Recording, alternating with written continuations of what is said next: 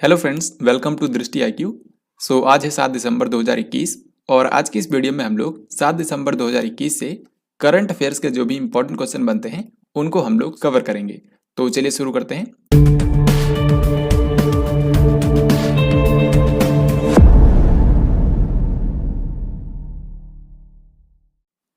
यहाँ पर सबसे पहला क्वेश्चन है, हाल ही में किस फार्मूला वन ड्राइवर ने सऊदी अरब ग्रां प्री 2021 का खिताब जीत लिया है? तो इस साल टोटल 22 फार्मूला वन रेस होनी है, जिनमें से ये 21वीं फार्मूला वन रेस थी सऊदी अरब ग्रैंड प्रिक्स 2021। तो हाल ही में इसका आयोजन किया गया और इसको जीत लिया है लुइस हैमिल्टन ने। इस क्वेश्चन का आंसर होगा ऑप्शन सी। लुइस हैमिल्टन के बारे में आप जानते होंगे, ये ब्रिटेन के फार्मूला वन ड्राइवर हैं और ये मर्सिडीज कंपनी की कार ड्राइव करते हैं। और जैसा कि अभी मैंने आपको बताया, इस साल की सिर्फ एक ही फार्मूला वन रेस बची है और वो है अबू धाबी ग्रैंड प्रिक्स।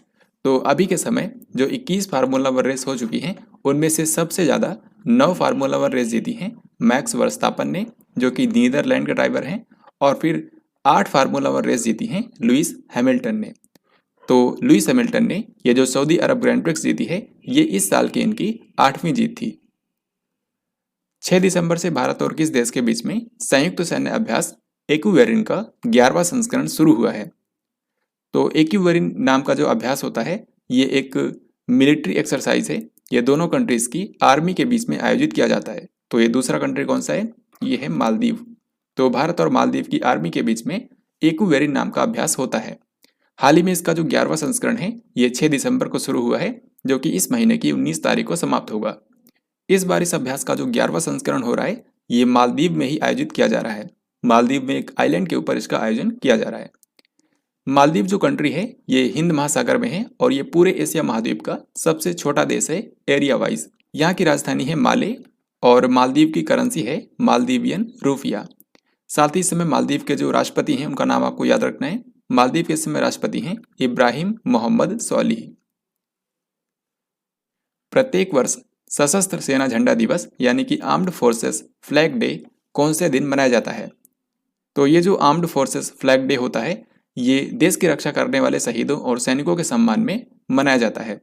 इसकी शुरुआत हुई थी 7 दिसंबर 1949 को, यानी कि 7 दिसंबर 1949 को भारत के अंदर पहली बार सशस्त्र सेना झंडा दिवस मनाया गया था।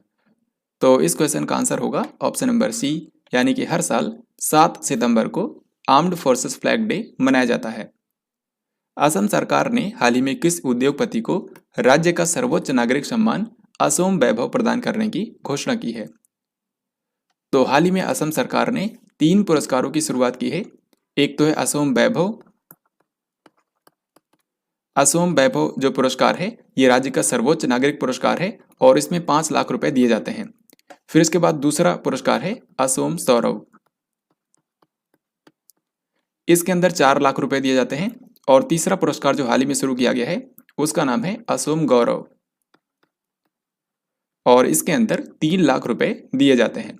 तो इन 3 पुरस्कारों की हाल ही में असम सरकार ने शुरुआत की है और असम के जो मुख्यमंत्री हैं हिमंता बिस्वा शर्मा, इन्होंने हाल ही में इन तीनों में ही इस साल के विजेताओं की अनाउंसमेंट कर दी है। तो असम वैभव पुरस्कार जो है, ये एक व्यक्ति को मिलेगा। असम सौरव पुरस्कार जो है, ये 5 लोगों को दिया जाएगा और असम गौरव पुरस्कार जो है, ये 13 लोगों को दिया जाएगा। तो इन सभी 19 विजेताओं में से 2 के नाम आपको ध्यान रखने हैं। एक तो वो व्यक्ति जिनको असम वैभव पुरस्कार मिला है, जो कि असम का सर्वोच्च नागरिक पुरस्कार है, और वो हैं रतन टाटा। तो टाटा ट्रस्ट के जो चेयरमैन हैं रतन टाटा, इनको असम वैभव पुरस्कार से सम्मानित किया जाएगा। रतन टाटा को ये पुरस्कार इसलिए दिया जाएगा क्योंकि असम के अंदर टाटा ट्रस्ट ने वहाँ पर कैंसर के उपचार के लिए काफ़ी काम किया है। तो इसके चलते रतन टाटा को असम वैभव पुरस्कार से सम्मानित किया जाएगा। वहीं जैसा कि मैंने आपको बताया कि असम सौरव पुरस्कार जो है, ये इस बार 5 लोगों को दिया गया है। तो इनमें से एक हैं ओलंपिक मेडलिस्ट, जिनका नाम है लवलीना बोरगोहेन। और आप सभी जानते हैं कि लवलीना बोरगोहेन जो कि एक बॉक्सर हैं, इन्होंने इस साल के ओलंपिक गेम्स के अंदर जो टोक्यो ओलंपिक्स 2020 हुए थे, उसमें बॉक्सिंग के अंदर कांस्य पदक जीता था। तो इनको असम सौरव पुरस्कार से सम्मानित किया जाएगा। भारत हर साल किसकी पुण्यतिथि को चिन्हित करने के लिए महापरिनिर्वाण दिवस मनाता है? तो इसका सही उत्तर होगा ऑप्शन बी, यानी कि डॉक्टर भीमराव अंबेडकर। तो डॉक्टर भीमराव अंबेडकर, जिनका भारत के संविधान के निर्माण में काफ़ी योगदान रहा है, साथ ही इन्होंने देश के दलित वर्ग के आर्थिक और सामाजिक कल्याण के लिए भी काफ़ी काम किया है। तो इनकी जो पुण्यतिथि होती है इसको हर साल महापरिनिर्वाण दिवस के रूप में मनाया जाता है। तो डॉक्टर भीमराव अम्बेडकर की डेथ कब हुई थी? इनकी डेथ हुई थी 6 दिसंबर 1956 को। तो इसीलिए हर साल 6 दिसंबर को इनकी पुण्यतिथि होती है, जिसको महापरिनिर्वाण दिवस के रूप में मनाया जाता है। तो इस दौरान जो इनके समाधि स्थल है मुंबई के अंदर, जिसको चैत्य भूमि कहा जाता है, यहाँ पर काफ़ी सारे लोग इकट्ठा होते हैं और इनको श्रद्धांजलि दी जाती है। तो 6 दिसंबर जिस दिन इनकी डेथ एनिवर्सरी होती है उसको महापरिनिर्वाण दिवस के रूप में मनाया जाता है। जबकि इनकी जो जयंती होती है यानी कि 14 अप्रैल, क्योंकि इनका जन्म हुआ था 14 अप्रैल 1891 को, तो हर साल 14 अप्रैल को अंबेडकर जयंती मनाई जाती है। तो ये दोनों ही आपको ध्यान रखना है। कैम्ब्रिज डिक्शनरी के द्वारा किस शब्द को वर्ष 2021 के लिए वर्ड ऑफ द ईयर घोषित किया गया है? तो कैम्ब्रिज डिक्शनरी जो है इसको कैम्ब्रिज यूनिवर्सिटी प्रेस के द्वारा प्रकाशित किया जाता है, जो कि इंग्लैंड में बेस्ड है। तो इसने वर्ष 2021 के लिए वर्ड ऑफ द ईयर घोषित किया है परसेवरेंस को। परसेवरेंस का मतलब होता है लगन, यानी कि किसी भी काम से पीछे ना हटने की भावना। तो परसेवरेंस जिसका मतलब होता है लगन, इसको साल 2021 के लिए कैम्ब्रिज डिक्शनरी के द्वारा वर्ड ऑफ द ईयर घोषित किया गया है। पिछले एक साल में परसेवरेंस शब्द के इस्तेमाल में काफ़ी ज़्यादा बढ़ोतरी देखी गई थी, क्योंकि आपको पता होगा साल 2020 में नासा ने मार्स के अध्ययन के लिए मार्स 2020 मिशन लॉन्च किया था। और इस मार्स 2020 मिशन के अंदर इसके दो हिस्से थे। एक तो था रोवर जिसका नाम था परसेवरेंस, और दूसरा था एक हेलीकॉप्टर जिसका नाम रखा गया था इनजेन्युइटी। तो परसेवरेंस रोवर के चलते ही पिछले एक साल में परसेवरेंस शब्द को काफ़ी ज़्यादा बार सर्च किया गया, जिसके चलते ये वर्ड ऑफ द ईयर बना है। यहाँ पर मैं आपको बता दूं कि और भी कई सारी डिक्शनरीज हैं जिन्होंने हाल ही में word of the year declare किया है, जैसे कि ऑक्सफोर्ड। तो ऑक्सफोर्ड डिक्शनरी के हिसाब से है वैक्स। इसके अलावा मैरियम वेबस्टर, इसके अनुसार है वैक्सीन। और एक और आपको याद रखना है, वो है कॉलिंस डिक्शनरी, इसके अनुसार है NFT यानी कि नॉन फंजिबल टोकन्स।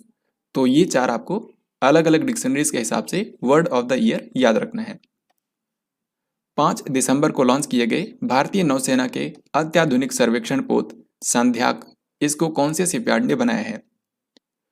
तो हाल ही में भारतीय नौसेना के लिए एक सर्वेक्षण पोत को लॉन्च कर दिया गया है जिसका नाम है संध्याक। तो इसको कौन से शिपयार्ड ने बनाया है? इसको बनाया है GRSE कोलकाता ने। GRSE का मतलब है garden reach ship builders and engineers limited. तो ये कोलकाता में बेस्ड एक शिप बिल्डर्स कंपनी है जिसके द्वारा इसको बनाया गया है। भारत के रक्षा मंत्रालय ने साल 2018 में टोटल 4 इस तरीके से सर्वेक्षण जहाज बनाने के लिए भारत के GRSE कोलकाता को ऑर्डर दिया गया था। तो उन्हीं 4 में से पहला जहाज है संध्याक, जिसको हाल ही में लॉन्च किया गया है। तो अभी इसको पानी के अंदर उतार दिया गया है और लगभग 1 साल तक इसके परीक्षण होंगे और उसके बाद इसको भारतीय नौसेना में कमीशन किया जाएगा। इंडियन नेवी के जो हमारे चीफ हैं उनका नाम है एडमिरल R हरि कुमार, जिनको हाल ही में अपॉइंट किया गया है। प्रत्येक वर्ष किस दिन को अंतर्राष्ट्रीय नागरिक उड्डयन दिवस के रूप में मनाया जाता है? तो इंटरनेशनल सिविल एविएशन डे जो है ये हर साल मनाया जाता है आज, यानी कि 7 दिसंबर के दिन। सो इस क्वेश्चन का आंसर होगा ऑप्शन नंबर C। और अंतर्राष्ट्रीय नागरिक उड्डयन दिवस की जो थीम है ये इस बार रखी गई है advancing innovation for global aviation development. Advancing innovation for global aviation development. आपको पता होगा 2020 में भी इसकी यही थीम थी और इस बार भी यही थीम रखी गई है। अंतर्राष्ट्रीय नागरिक उड्डयन के लिए एक संस्था है जिसको बोलते हैं इंटरनेशनल सिविल एविएशन ऑर्गेनाइजेशन, अंतर्राष्ट्रीय नागरिक उड्डयन संगठन, और इसका हेडक्वार्टर है कनाडा के मॉन्ट्रियल शहर में। तो ये आपको ध्यान रखना है। बाकी भारत के नागरिक उड्डयन मंत्री हैं ज्योतिरादित्य सिंधिया। हाल ही में 21वां भारत रूस वार्षिक शिखर सम्मेलन किस शहर में आयोजित किया गया? तो जैसा कि आपको पता होगा 6 दिसंबर को रूस के राष्ट्रपति भारत की यात्रा पर आए थे, क्योंकि यहाँ पर 21वां भारत रूस वार्षिक शिखर सम्मेलन आयोजित किया गया था। तो 21वां जो इंडिया रसिया एनुअल समिट हुई है इसका आयोजन किया गया है भारत की राजधानी नई दिल्ली में। तो इसमें शामिल होने के लिए रूस के राष्ट्रपति व्लादिमीर पुतिन भारत की यात्रा पर आए थे और इस सम्मेलन के दौरान दोनों लीडर्स के बीच में आमने सामने बैठक आयोजित की गई, जिसमें दोनों कंट्रीज ने अपने द्विपक्षीय संबंधों की समीक्षा की। साथ ही दोनों कंट्रीज के जो रिश्ते हैं उनको किस तरीके से और मजबूत बनाया जा सकता है उस पर भी विचार विमर्श किया गया। अब इसके बाद अगला सवाल यहाँ पर आपके सामने है, भारत और रूस के बीच पहली 2+2 मंत्री स्तरीय वार्ता कौन से शहर के अंदर आयोजित की गई? तो 6 दिसंबर के दिन, जिस दिन रूस के राष्ट्रपति व्लादिमीर पुतिन भारत की यात्रा पर आए थे, इसी दिन भारत और रूस के बीच में पहली 2+2 मंत्री स्तरीय वार्ता आयोजित की गई। यानी कि इसमें भारत और रूस के जो रक्षा मंत्रालय और विदेश मंत्रालय के जो प्रतिनिधि हैं, उनके बीच में ये बैठक आयोजित की गई। तो इसमें भारत के रक्षा मंत्री राजनाथ सिंह, इसी तरीके से भारत के विदेश मंत्री एस जयशंकर, इन्होंने और बाकी जो रूस के रक्षा मंत्री और विदेश मंत्री हैं, जैसे कि रूस के रक्षा मंत्री हैं सर्गेई सोगोव, इसी तरीके से रूस के विदेश मंत्री हैं सर्गेई लवरोव। तो इन चारों लोगों के बीच में ये बैठक आयोजित की गई, जिसको बोलते हैं 2+2 मीटिंग। तो इसका आयोजन हाल ही में किया गया है नई दिल्ली के अंदर। सो इस क्वेश्चन का हमारा आंसर होगा ऑप्शन नंबर बी। विनोद दुआ, जिनका हाल ही में निधन हो गया है, आपको ये बताना है कि इनका संबंध कौन से क्षेत्र से था। तो विनोद दुआ जो कि भारत के एक मशहूर पत्रकार थे, इनकी हाल ही में डेथ हो गई है, तो इनका संबंध पत्रकारिता से था। सो यहाँ पर हमारा आंसर हो जाएगा ऑप्शन सी। इनको पत्रकारिता में इनके योगदान के लिए इनको कई सारे अवार्ड्स भी मिल चुके हैं, जिनमें से भारत का सर्वोच्च जो चौथा सर्वोच्च नागरिक पुरस्कार है पद्मश्री, ये इनको दिया गया था साल 2008 में। और इसी तरीके से साल 1996 में पत्रकारिता के लिए जो पुरस्कार होता है रामनाथ गोयन का पुरस्कार, ये भी इनको दिया गया था। तो हाल ही में भारत के मशहूर पत्रकार विनोद दुआ का निधन हो गया है। एंड इसके बाद यहाँ पर अगला सवाल और काफ़ी महत्वपूर्ण क्वेश्चन है। यहाँ पर आपको बताना है कि हाल ही में किस देश ने FIH जूनियर हॉकी विश्व कप 2021 का खिताब जीत लिया है। तो जैसे कि मैंने आपको पिछली वीडियोस के अंदर कई बार बताया है कि इस साल FIH जूनियर पुरुष हॉकी वर्ल्ड कप का जो आयोजन है, ये ओडिशा की राजधानी भुवनेश्वर में किया गया। वहाँ पर जो कलिंग स्टेडियम है, वहीं पर इसका आयोजन किया गया है। ये 24 नवंबर को शुरू हुआ था और अभी 5 दिसंबर को ये समाप्त हो चुका है। इस टूर्नामेंट के अंदर टोटल 16 टीमें शामिल हुई थी, जिसमें भारत भी शामिल था, लेकिन भारत सेमीफाइनल में हार गया। सेमीफाइनल में जो 4 कंट्रीज पहुंचे थे, उन सभी के नाम यहाँ पर मैंने लिखे हैं, जैसे कि भारत, जर्मनी, फ्रांस और अर्जेंटीना। तो सेमीफाइनल में भारत का मुकाबला जर्मनी से था, जिसको भारत हार गया और जर्मनी यहाँ से फाइनल में पहुंच गया। इसी तरीके से दूसरे सेमीफाइनल मैच में फ्रांस का मुकाबला अर्जेंटीना के साथ था और यहाँ पर अर्जेंटीना जीत गया और अर्जेंटीना यहाँ से फाइनल में चला गया। और उसके बाद जो फाइनल मैच हुआ वो जर्मनी और अर्जेंटीना के बीच में आयोजित किया गया, जिसको अर्जेंटीना ने जीत लिया है। तो इस क्वेश्चन का हमारा आंसर हो जाएगा ऑप्शन नंबर डी। इस बार के FIH junior hockey world cup का विजेता है अर्जेंटीना। तो इस टूर्नामेंट के अंदर जो विनर कंट्री बना, यानी कि जिसको गोल्ड मेडल मिला, यह है अर्जेंटीना। फिर सिल्वर मेडल यानी कि रनर अप रहा जर्मनी, और तीसरे नंबर पर जो कंट्री था उसके लिए भारत और फ्रांस के बीच में एक और मैच करवाया गया था, लेकिन भारत इसको भी हार गया। अदरवाइज भारत को कांस्य पदक मिल जाता, जबकि भारत इसको हार गया और कांस्य पदक इस टूर्नामेंट का मिला है फ्रांस कंट्री को। तो इस टूर्नामेंट के बारे में ध्यान रखना है, काफ़ी महत्वपूर्ण क्वेश्चन यहाँ से बन सकते हैं। तो अब हम लोग देखेंगे पिछले दिन का क्वेश्चन। यहाँ पर मैंने आपसे पूछा था कि भारतीय मूल के किस व्यक्ति को ट्विटर ने अपना नया मुख्य कार्यकारी अधिकारी बनाया है। तो ट्विटर के नए CEO बन गए हैं पराग अग्रवाल, जो कि भारतीय मूल के व्यक्ति हैं, तो ये आपको याद रखना है। स्वीडन की पहली महिला प्रधानमंत्री कौन बनी है। तो इस क्वेश्चन का जो भी राइट आंसर है आपको कमेंट बॉक्स में लिखकर बताना है। सो इस तरीके से आज की इस वीडियो में हम लोगों ने 7 दिसंबर 2021 से करंट अफेयर्स के जो भी इंपॉर्टेंट क्वेश्चन बन सकते थे, उनको हम लोगों ने यहाँ पर कवर किया है। तो आई होप आपको ये वीडियो पसंद आया होगा, और अगर आपको ये वीडियो पसंद आया है तो इसको लाइक और शेयर ज़रूर करें। हम लोग जल्द ही मिलेंगे नेक्स्ट वीडियो के अंदर। तब तक के लिए जय हिंद, वंदे मातरम।